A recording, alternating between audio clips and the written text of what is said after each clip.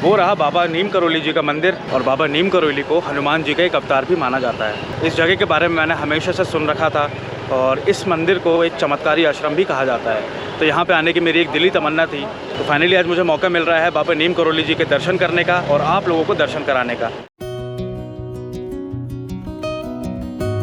उत्तराखंड में नैनीताल से सिर्फ 18 किलोमीटर दूर है बाबा श्री नीम करोली जी का आश्रम, जो कि देश और विदेश में कैंची धाम नाम से प्रसिद्ध है। तो आप भी कैंची धाम आने के बारे में सोच रहे हैं तो इस वीडियो में मैं आपको बताऊंगा कि आप यहाँ तक कैसे पहुँच सकते हैं, दर्शन कैसे कर सकते हैं, यहाँ रुकने के लिए कौन कौन से ऑप्शंस आपके पास होंगे, नीम करोली बाबा जी से जुड़े हुए कुछ चमत्कार और ढेर सारी यूजफुल टिप्स और इन्फॉर्मेशन। तो वीडियो को लास्ट तक जरूर देखना। चैनल पे पहली बार आए हैं तो इसको सब्सक्राइब जरूर कर लेना। तो आइए सबसे पहले बात करते हैं कि आप कैंची धाम आश्रम तक कैसे पहुंच सकते हैं।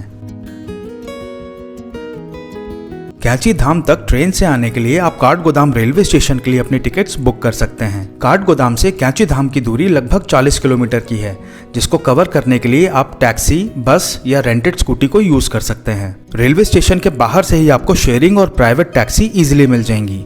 शेयरिंग टैक्सी के चार्जेस 200 रुपीज पर पर्सन तक होते हैं, और प्राइवेट टैक्सी में आपको 2000 रुपीज तक पे करना पड़ सकता है। वहीं बस से आने के लिए काठगोदाम मेन रोड से स्टेट ट्रांसपोर्ट की बस फैसिलिटी मिल जाएगी, जिसमें कुछ बसेस डायरेक्ट कैंची धाम के लिए चलती हैं और कुछ बस नैनीताल होते हुए आपको धाम पहुंचाती हैं। बस टिकट प्राइस होता है 80 रुपीज पर पर्सन, और लगभग 1.5 से 2 घंटे में नैनीताल की खूबसूरत वादियों के सुंदर नजारे एंजॉय करते हुए आप पहुंच जाएंगे कैंची धाम। अगर आप कैंची धाम तक डायरेक्ट फ्लाइट से आना चाहते हैं तो पंतनगर एयरपोर्ट तक आप आ सकते हैं, जो कि कैंची धाम से 70 किलोमीटर की दूरी पर है, और एयरपोर्ट से डायरेक्ट कैब लेके आप धाम तक पहुंच सकते हैं। काफी लोग जो नैनीताल घूमने के लिए आते हैं वो कैंची धाम दर्शन के लिए भी जाना पसंद करते हैं, जिसके लिए नैनीताल बस स्टैंड से शेयरिंग और प्राइवेट टैक्सी के साथ साथ बस के ऑप्शंस भी मिलते हैं। शेयरिंग टैक्सी के चार्ज होते हैं 50 रुपीज पर पर्सन, और बस में सिर्फ 40 रुपीज का टिकट लेकर बड़े आसानी से आप कैंची धाम पहुंच सकते हैं। यदि सोलो या कपल ट्रैवल कर रहे हैं तो काठगोदाम या नैनीताल से 500 रुपीज पर डे पे आप स्कूटी रेंट करके यहाँ तक आ सकते हैं, जो कि सबसे चीपेस्ट और कन्वीनियंट ऑप्शन होता है। कैंची धाम में अभी रिसेंटली ही पब्लिक पार्किंग फैसिलिटी ओपन हुई है, तो अगर आप अपनी खुद की कार से आए हैं तो 150 to 200 रुपीज में आप अपनी कार को सेफली पार्क करके मंदिर दर्शन के लिए जा सकते हैं।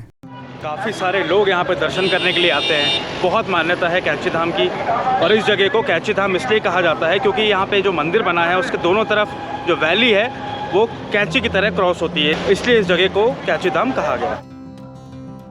वो रहा बाबा नीम करोली जी का मंदिर, और बाबा नीम करोली को हनुमान जी का एक अवतार भी माना जाता है। इस जगह के बारे में मैंने हमेशा से सुन रखा था, और इस मंदिर को, इस भवन को, इस आश्रम को एक चमत्कारी आश्रम भी कहा जाता है। तो यहाँ पे आने की मेरी एक दिली तमन्ना थी, तो फाइनली आज मुझे मौका मिल रहा है बाबा नीम करोली जी के दर्शन करने का और आप लोगों को दर्शन कराने का।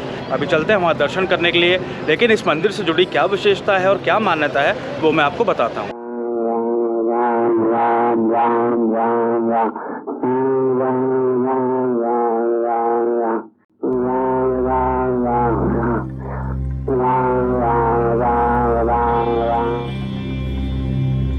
श्री नीम करोली बाबा का वास्तविक नाम लक्ष्मी नारायण शर्मा था, जिनका जन्म साल 1900 के आसपास जिला फर्रुखाबाद उत्तर प्रदेश में हुआ था। 11 वर्ष की उम्र में ही बाबा का विवाह हो गया था, और 17 वर्ष की उम्र में उनको ज्ञान की प्राप्ति हो गई थी। इस युवावस्था में उन्होंने सांसारिक और पारिवारिक सुख को त्याग दिया, और पूरे उत्तर भारत में हाथ में चिमटा और कमंडल लिए मन में बिना किसी चाह के बस राम नाम को जपते हुए तप करने के लिए निकल पड़े। बाबा के श्री लक्ष्मण दास से नीम करोली महाराज कहलाए जाने के पीछे एक अनोखी कहानी है। एक बार बाबा ट्रेन के फर्स्ट क्लास कंपार्टमेंट में सफर कर रहे थे, मगर टिकट नहीं होने की वजह से टीसी ने उन्हें करोली नाम के स्टेशन पे ट्रेन से उतार दिया। वहीं कुछ दूरी पर एक नीम के पेड़ के नीचे बाबा ने अपना चिमटा गाड़ दिया और ध्यान करने लग गए। वहीं दूसरी तरफ ट्रेन ड्राइवर के कई बार कोशिश के बाद भी ट्रेन 1 इंच भी ना हिली। सब लोग ये चीज देख के बहुत हैरान थे। गांव वालों और स्टेशन मास्टर जो बाबा जी को जानते थे, सब ने टीसी से माफी मांगने और सम्मान पूर्वक उन्हें ट्रेन में अंदर बैठाने के लिए कहा। ऐसा करने से बाबा जी मान गए और उनके बैठते ही ट्रेन चल पड़ी, और इसी वजह से करौली स्टेशन कहलाया नीम करौली स्टेशन, और बाबा श्री लक्ष्मण दास जी कहलाए नीम करौली जी महाराज। मैंने पहली बार ऐसे किसी बाबा के बारे में सुना है जो सिर्फ और सिर्फ सादगी से ही लोगों को आकर्षित कर लेते हैं। ये एक ऐसे महान इंसान थे जिन्होंने हमेशा ही खुद को समाज से और दिखावे से दूर रखा था, और शायद यही वजह है कि इस आश्रम में पिक्चर्स क्लिक करना और वीडियो बनाना सख्त मना है। इस आश्रम के अंदर 3 मंदिर हैं, एक बजरंगबली हनुमान जी का, दूसरा वैष्णो देवी माता का और तीसरा नीम करोली बाबा जी का।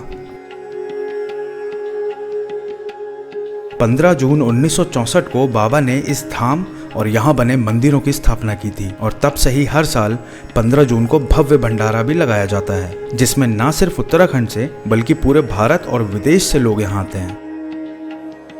कहते हैं बाबा जी की चमत्कारी शक्तियाँ इतनी ज़्यादा थीं जिसकी वजह से यहाँ के गांव वाले या फिर देश विदेश से आने वाले लोग प्रभावित हो जाते थे।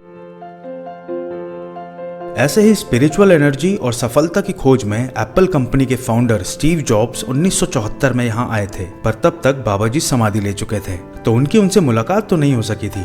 लेकिन वो इस जगह से इतना ज़्यादा प्रभावित हो गए थे कि उन्होंने यहाँ पे कई हफ्ते बिताए, और इस जगह से उन्हें नई ऊर्जा, नई इंस्पिरेशन मिली।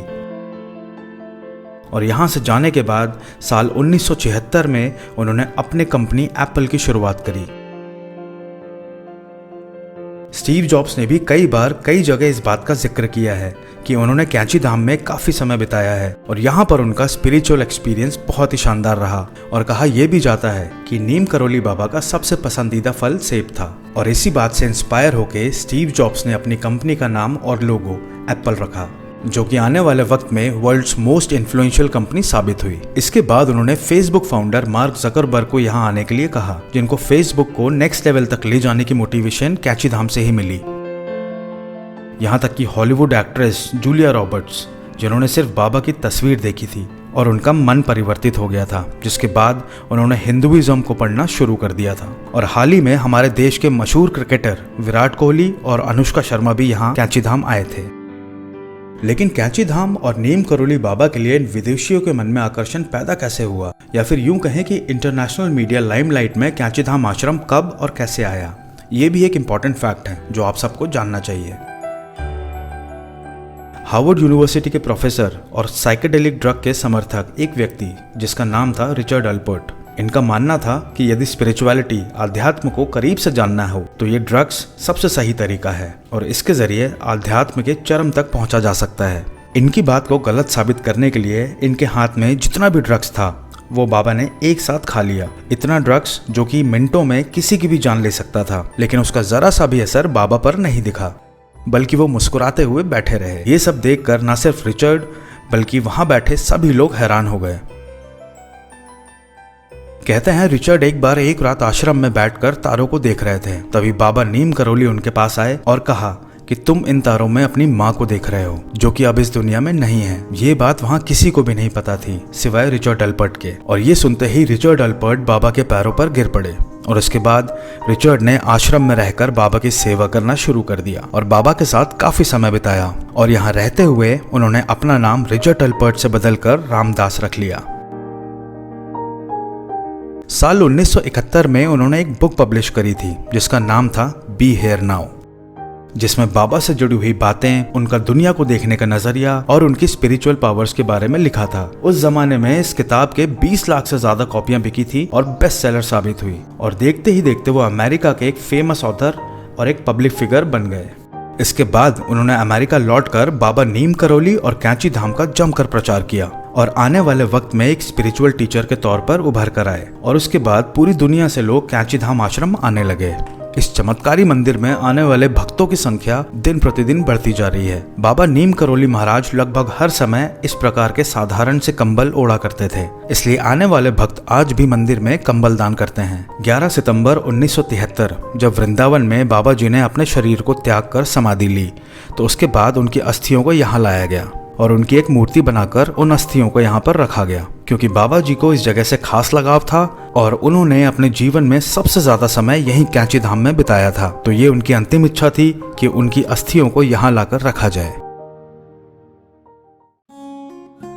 यहाँ आने वाले काफी भक्तों की इच्छा होती है कि वो कुछ दिन कैची धाम आश्रम में रुकें, पर इसके लिए कुछ दिन पहले आश्रम को एक लेटर भेजना होता है जिसमें आश्रम में रुकने की वजह बतानी होती है। सही वजह होने के बाद ही आश्रम में रुकने की अनुमति दी जाती है। इसके अलावा यहाँ पर कुछ होम स्टेज और लॉज भी हैं जहाँ आप रुक सकते हैं। साथ ही साथ यहाँ बने मार्केट में सात्विक रेस्टोरेंट्स भी आपको मिल जाएंगे। जस्ट अभी बाबा नीम करौली जी के अंदर दर्शन करके आया, बहुत ही अमेजिंग एक्सपीरियंस रहा। जो एनर्जी, जो वाइब्स जो मैंने सुन रखी थी वो यहाँ पे मुझे महसूस हुई और काफ़ी टाइम से मेरा मन था इस जगह पे आने का। फाइनली आज मौका मिल गया। और सबसे अच्छी चीज़ जो मुझे वो लगी कि वहाँ पे लोग पाठ कर रहे थे बैठ के, रैंडमली भी आ रहे थे। हनुमान चालीसा वहाँ पे दी जा रही थी। आपको पढ़ने की इच्छा हो आप बैठिए, ध्यान करिए और उसके बाद वहाँ से आप दर्शन करिए बाबा जी के। मैंने भी वो चीज़ करी, बहुत मन को सुकून मिला, बहुत अच्छा लगा। तो आप लोग कभी अगर नैनीताल तरफ आना हो तो कैची धाम के मंदिर में दर्शन करना, बाबा नीम करौली जी के दर्शन करना बिल्कुल भी मिस मत करना। इस जगह ज़रूर आइएगा आप। मिलते हैं अपने अगले वीडियो में, तब तक के लिए bye bye, take care, stay safe, stay healthy, see you soon.